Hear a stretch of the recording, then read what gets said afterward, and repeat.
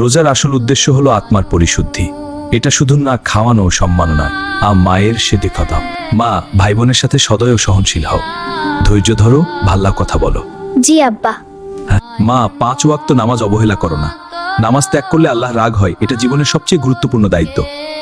রোজার আসল উদ্দেশ্য হলো ধৈর্য ওটা। তোমার রবকে, আমার দিন ইসলাম। মা, প্রতিবেশীর হক আদায় করো, তাদের কষ্ট দিও না। ইমানের পরিপূর্ণতা এখানেই। মা, মানুষের সাথে সুন্দর ব্যবহার করো, নম্র কথা বললে আল্লাহ খুশি হন আর মানুষও ভালোবাসে। মা, মানুষের সাথে সুন্দর ব্যবহার করো, নম্র কথা বললে আল্লাহ খুশি হন আর মানুষও ভালোবাসে। মা, রোজা শুধু না খাওয়া না, রোজা মানে ধৈর্য, সততা আর আল্লাহর কাছে নিজেকে শুদ্ধ করা। মা, নামাজ আঁকড়ে ধরো, আল্লাহকে ভয় করো। সততা আর পর্দায় থাকলে দুনিয়া আখিরাত দুটাই সুন্দর হবে।